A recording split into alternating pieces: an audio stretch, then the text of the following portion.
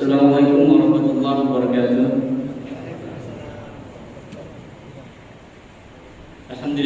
Alhamdulillahirabbil alamin.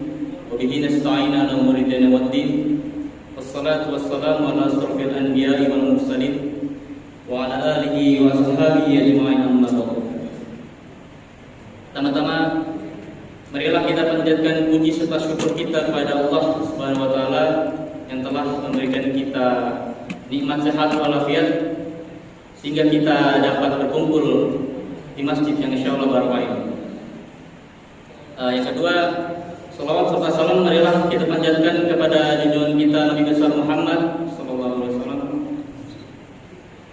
Karena beliau maka umat Islam bisa akan terang benderang seperti saat ini. Berdirinya saya di sini, saya mewakili DKM Masjid Al-Muhajirin ingin menyampaikan beberapa informasi. Informasi yang pertama yaitu perolehan infak pada malam kemarin, jumlah totalnya sebesar Rp1.917.000. Untuk informasi yang kedua, untuk imam dan khatib pada malam hari ini yang akan bertugas adalah Ustadz Hartono Rahimi MA. Alhamdulillah beliau sudah hadir di sekeliling kita. Mungkin sekian yang dapat saya sampaikan. Kurang lebihnya mohon maaf. Wassalamualaikum warahmatullahi wabarakatuh. Untuk Ustadz Hartono Rahimi dipersilakan.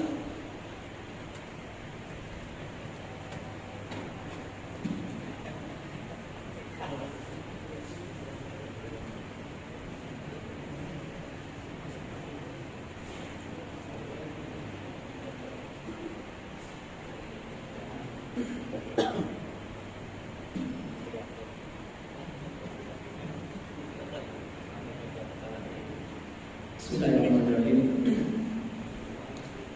Assalamualaikum warahmatullahi wabarakatuh.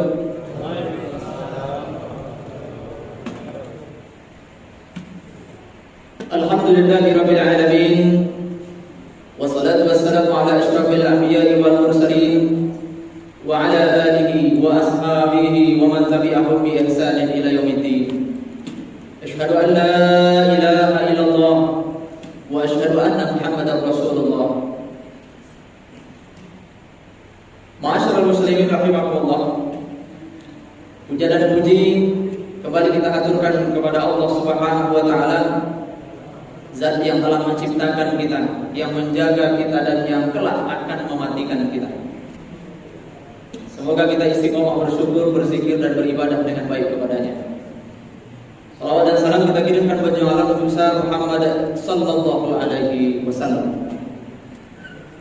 Bapak-bapak, ibu jamaah salat Isya, tarawih dan witir yang dimuliakan oleh Allah Subhanahu wa taala. Tema yang diberikan kepada saya, keselarasan antara ibadah dan akhlak. Ada dua hal yang menarik. Allah Subhanahu wa taala menciptakan kita adalah untuk beribadah kepadanya. Allah sampaikan dalam Al-Qur'anul Karim, a'udzubillahi minasyaitonir rajim, bismillahirrahmanirrahim. Wa ma khalaqatul jinna wal insa illa liya'budun. Kemudian baginda Nabi Muhammad sallallahu alaihi wasallam diutus oleh Allah Subhanahu wa taala untuk menyempurnakan akhlak. Innama bu'istu liutammima makarimal akhlak. Ibnu Abbas dalam tafsir Tanwirul Mikbas menyebutkan makna ibadah di dalam surat Az-Zariyat yang tadi sudah kita bacakan itu, liyuwahhiduni, agar manusia itu mentauhidkan Allah, meyakini dengan seyakin-yakinnya sepenuh hati 100% bahwa Allah adalah satu-satunya zat yang menciptakan, yang menjaga, dan yang akan mematikan. Kemudian berikutnya, untuk menyempurnakan tauhidullah pada diri manusia, Allah kemudian mengutus para nabi dan rasulnya, di mana para nabi dan rasulnya diperintahkan oleh Allah Subhanahu wa taala untuk mendidik manusia agar beriman, beribadah, kemudian berakhlak. Al-Imam Al-Ghazali menyebutkan, kata akhlak, kata beliau, seakar dengan kata khalaqa yang berarti mencipta.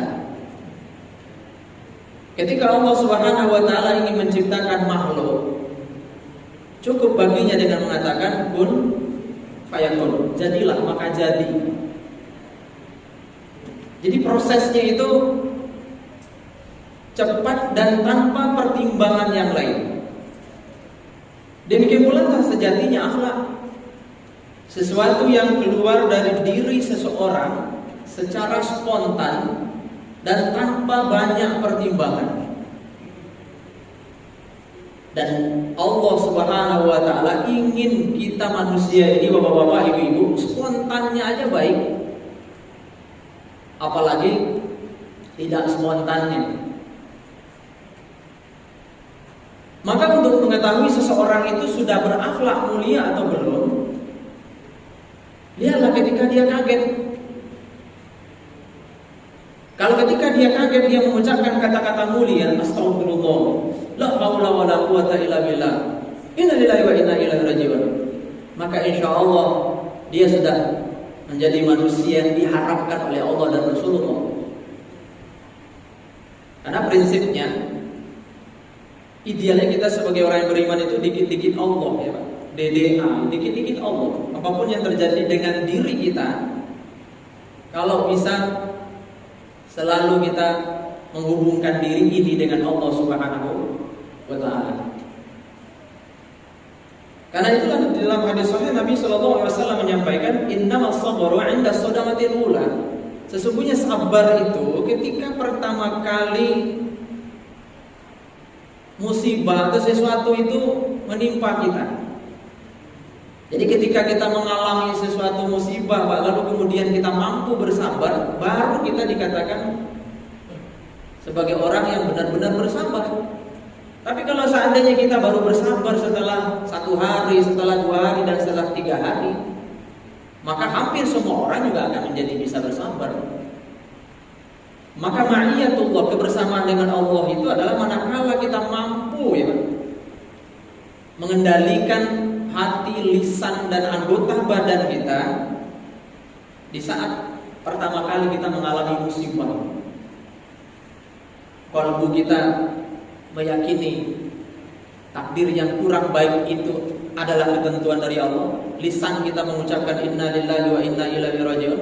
Kemudian anggota badan kita tahan untuk tidak melakukan niyamah, meratap, kemudian menyakiti anggota badan kita, bahkan merusak yang lain karena tidak tahan dengan musibah yang sedang dialami. Ma'asyiral muslimin rahimakumullah, saking pentingnya akhlak ini, Ibnu Qayyim pernah menyampaikan bahwa semua aturan Islam itu muaranya adalah akhlak. Ketika kita mengucapkan 2 kalimat syahadat, ada al-musawah di situ, ada kesetaraan di situ. Tidak ada beda antara orang Arab dan non Arab illa bittaqwa, kecuali takwa. Salat, inna salata tanha 'anil fahsya'i wal munkar. Salat itu diharapkan mencegah pelakunya dari perbuatan keji dan munkar. Puasa, jelas banyak sekali akhlak mulia di situ. Misalnya siapa saja yang memberi makanan kepada orang yang berbuka puasa, maka dia akan mendapatkan pahala seperti yang didapat oleh orang yang diberi itu tanpa mengurangi pahala orang yang memberi sedikit pun. Zakat, Jelas ada akhlak karena ada prinsip berbagi, memberi di situ dan menolong dengan sesama. Haji tujuannya kan agar kita menjadi mabrur. Indikator mabrur itu ifsya'us salami wa it'amut ta'ami. Jadi orang yang sekembali hajinya senang menyebar salam, baik melalui kata-kata maupun perbuatan. Kemudian berikutnya it'amut ta'ami, senang berbagi makanan dengan yang lain. Jelas terlihat bahwa hampir semua syariat Islam itu memang buah yang diharapkan itu adalah akhlak. Makanya ketika Nabi Ibrahim berdoa kepada Allah, Rabbi habli minas sholihin, ya Allah anugerahkan kepadaku anak yang saleh. Dijelaskan oleh Al-Imam An-Nawawi dalam syarah Sahih Muslim, makna saleh itu, saleh al-qa'im bi huquqillahi wa makhluqatih. Secara sederhana maknanya adalah orang yang baik kepada Allah juga baik kepada sesama makhluk Allah. Itulah saleh, Pak.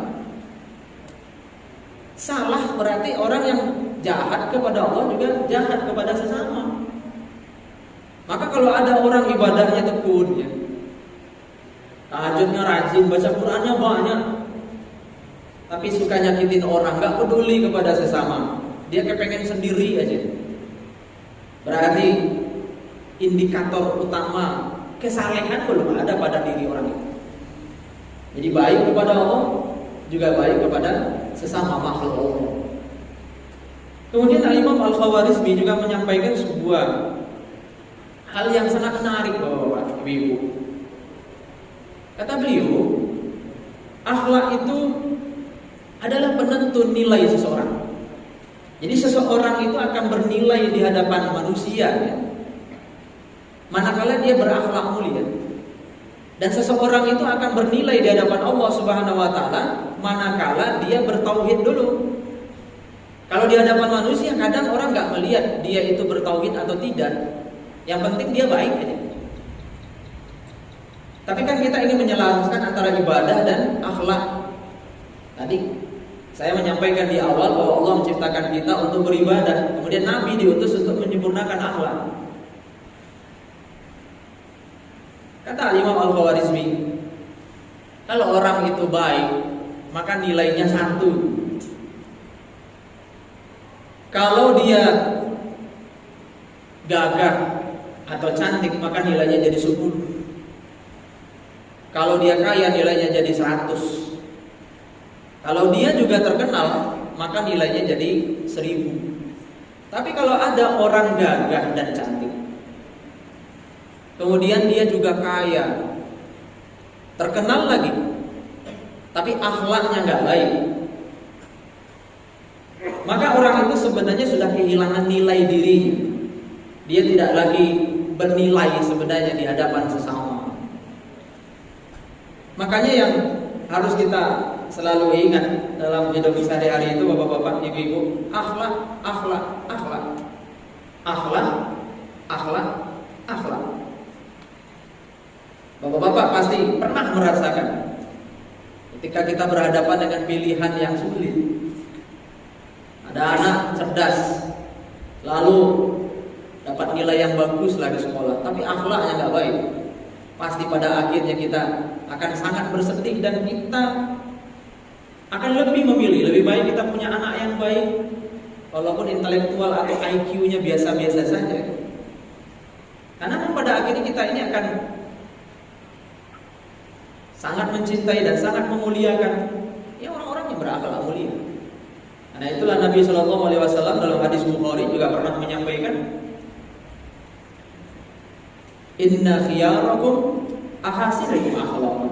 Sesungguhnya orang yang paling bagus di antara kalian itu adalah orang yang paling mulia akhlaknya. Karena itu hadirin yang dimuliakan Allah Subhanahu wa taala, melalui momentum Ramadan ini, marilah kita latih diri kita untuk memperbaiki ibadah-ibadah kita. Kalau bisa memang kita jadikan Ramadan 1442 Hijriah ini sebagai Ramadan prestasi. Masih ada waktu untuk kita memaksimalkan segala jenis ketaatan kepada Allah Subhanahu wa taala. Paksa diri kita. Paksa diri kita, kemudian banyak-banyak minta tolong Allah agar kita diberikan energi berlimpah, Pak. untuk melakukan ibadah-ibadah terbaik. Kemudian yang kedua, kita mohon juga sama Allah ya, agar kita dan keluarga besar kita dijadikan keluarga yang berakhlak mulia, sehingga kita dicintai oleh Allah dan dicintai juga oleh sesama. Itu saja beberapa hal yang saya sampaikan. Mudah-mudahan sedikit banyaknya menambah wawasan kita dan menambah semangat kita untuk terus-menerus berjuang menjadi orang baik. Karena kematian tidak menunggu taubat kita, dan kadang kematian itu datang kepada kita secara mendadak. Saya dapat info dari istri saya tadi sore, katanya ada yang kecelakaan di depan pom bensin Portal ya. 3 orang meninggal dunia. Coba bayangkan Pak, ngebut bawa motor, tiba-tiba tabrakan, akhirnya meninggal di tempat. Saya beberapa waktu lalu juga pernah menyaksikan dengan adik saya di Pamulang juga, anak muda tabrakan, dua-duanya juga meninggal karena palanya pecah di situ. Saya nggak kuat melihat ceceran otak dan benaknya di jalan. Adik saya akhirnya melihat. Ini menjadi pembelajaran berharga bagi kita bahwa ketika kita akhlaknya mulia dan kematian datang secara tiba-tiba kepada kita, insya Allah lisan kita akan mengucapkan astagfirullah, la ilaha illallah. Tapi kalau kita, terutama anak-anak muda ini ya, ketika dikagetin temannya ya, ketika diganggu temannya, kadang-kadang yang keluar itu bahasa-bahasa ragunan ya. Kalau zikirnya adalah bahasa-bahasa ragunan, takutnya nanti ketika kematian datang, yang terucap saat kaget itu juga bahasa-bahasa ragunan. Maka banyak-banyaklah zikir kepada Allah. Fazkurullah zikran katsira. Berzikirlah kepada Allah dengan zikir sebanyak-banyaknya. Kalau bisa ajak semua sel di tubuh kita ini untuk mentauhidkan Allah, la ilaha illallah. Kalau bisa saat berzikir itu pejamkan mata, Pak. Karena katanya untuk melakukan perjalanan ke dalam diri kita baru bisa menikmati perjalanan ke dalam diri kita itu dengan memejamkan mata. Tapi ketika kita melakukan perjalanan duniawi, Pak, kita harus membuka mata kita selebar-lebarnya. Bapak pergi ke Bandung, Bapak kan akan melihat kiri kanan, walaupun udah sering melewati jalan itu, tapi akan terus melihat kiri dan kanan supaya ada refreshing di situ ya Pak. Nah demikian juga dengan perjalanan ke dalam diri kita, atau disebut dengan perjalanan spiritual itu, pejamkan mata, luangkan waktu, pasang target. Kalau bisa sekali duduk misalnya berapa? 100 la ilaha illallah, 1000, 2000. Saya pernah dialog sama teman saya di Ribat Nuraniyah itu di Ciputat, saya tanya berapa target zikir di komunitas Ribat Nuraniyah. Biasanya kita sehari 5000. Jadi mereka punya target baca la ilaha illallah sehari 5000. Ketika kita berdiskusi di pasar sarjana PT IKI itu, teman-teman yang dari luar negeri, ketika mereka melakukan riset dan rihlah, katanya di sana targetnya malah sampai 100.000. Jadi luar biasa semangat zikir yang mereka yang mereka munculkan dan mereka rawat di dalam diri mereka. Fa'tabiri ya ulil absar, nasrullahi wa fatun qarib, billahi taufiq wal hidayah. Assalamualaikum warahmatullahi wabarakatuh.